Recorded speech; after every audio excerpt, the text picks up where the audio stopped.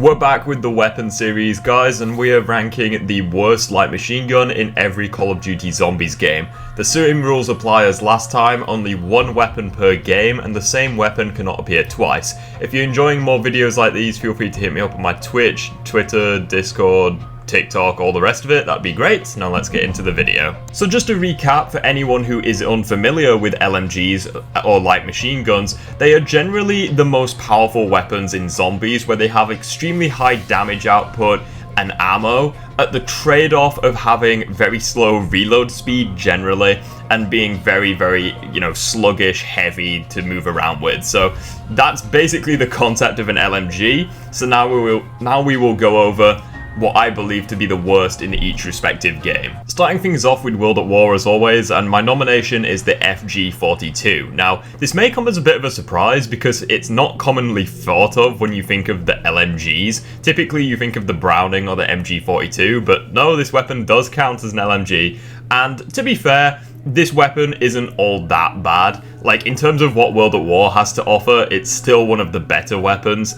However, what holds it back is its low damage output and its ammo. It fires way too fucking fast for its own good, and yes, it reloads fast, but it has poor ammo by comparison. You know, you have like the Browning, which has over 1,000 rounds when you pack punch it, and you pack punch this thing and it's got like 500. It's just not enough ammo, doesn't do enough damage, and sure, it's a wall weapon, but at the same time, you get what you pay for. Moving on to Black Ops 1, guys, and we have the bar gun for this game, which again, surprising nomination, but yes, it does classify as a light machine gun, and when I found that out, I literally cracked up laughing, because this thing is not an LMG, this thing is just an assault rifle that fires incredibly fucking slowly. So why is it the worst in this game? Well, I actually like the FG42 in Black Ops 1 because there's really not that many good guns in this game, so that gun kind of is elevated by that. The bar gun, on the other hand, it's just nothing special, you know, you're basically just getting the foul off the wall. It really doesn't do very much. It fires incredibly slowly, doesn't have the ammo, the damage, anything really. It's just a very poor weapon. It becomes kind of bad even in the mid rounds. There's really no reason to use it, and the HK and RPK are the second coming of Christ by comparison. Moving on to Black Ops 2, guys, and I can't even believe that this is my nomination for this game, but it's the RPD. Now, the RPD is your stereotypical light machine gun, you know, high ammo, fire rate, but low reload speed, which sounds good in theory, and to be fair, it's one of the best weapons in the game. However, what holds this weapon back is the damage and the generic nature of it, where the damage is actually so poor on this thing that non-upgraded light machine guns do more damage than the RPD when pack-a-punched. You can see here, upgraded it does between 140 and 180 damage. The LSAT, when non-upgraded, 150 and 190. Like, it's absolutely ridiculous. I didn't even know this and I was shocked to find it out. But another thing that holds this weapon back is the fact that you don't get any upgrades when you pack-punch it, you know?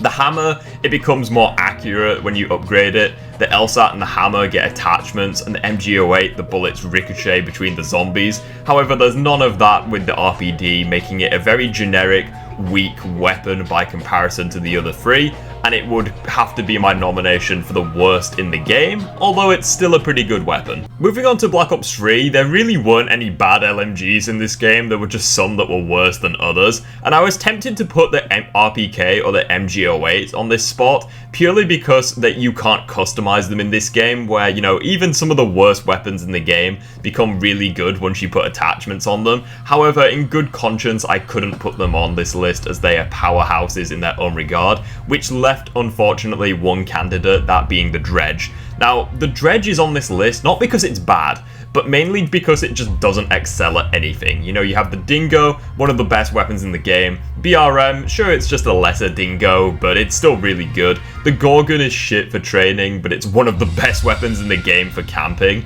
The Dredge just doesn't really do anything. Like, it's sort of okay at everything, but not overly good at any one thing. Not to mention, it's a burst fire weapon, which is notorious for not being all that good in zombies. zombies, so I would not recommend using this over the other LMGs, although it's not as bad as some people say. BO4, again, just a process of elimination. It wasn't going to be the Hades or the Zweihander, as they're amazing, and the Titan, whilst it's not overly spectacular, it is a wall weapon which kind of makes up for that, which leaves the VKM and the Tiger Shark, and what holds the VKM above it, in my opinion, is its greater ammo, having nearly 200 additional rounds, and the bullets actually become explosive when you pack punch it, which leaves the Tiger Shark. And to be completely honest, what holds this weapon back is the Operator mod, where it just turns it into a burst fire LMG.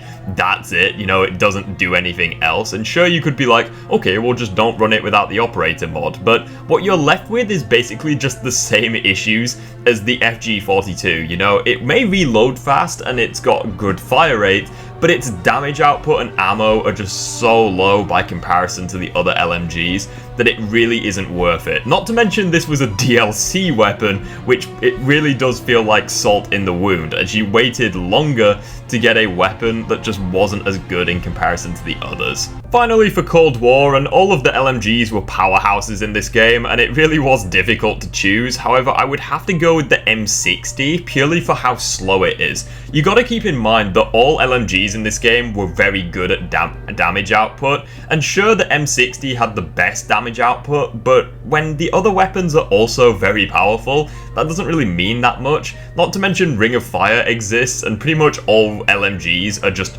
cracked when you have Ring of Fire. They do so much damage, it's ridiculous. So that kind of exposes the M60's Achilles heel, which is its slow ass rate of fire, its reload speed is poor, its mobility is awful, and really when you boil it down, the only thing this weapon has is damage output. Like, you can't even say ammo or clip size, because sure, it has 200 rounds in the mag and like 800 in reserve, but the RPD has like 300 in the mag, so like, even that, you know, it's not a selling point to the weapon by any means, and I think that once you get super sprinters, it would expose just how awful this weapon is. By no means the worst in the game, again, the LMGs generally are the best weapons in zombies, however, it's still not great. Also, if you guys want an outro to these videos, comment down below, and maybe I will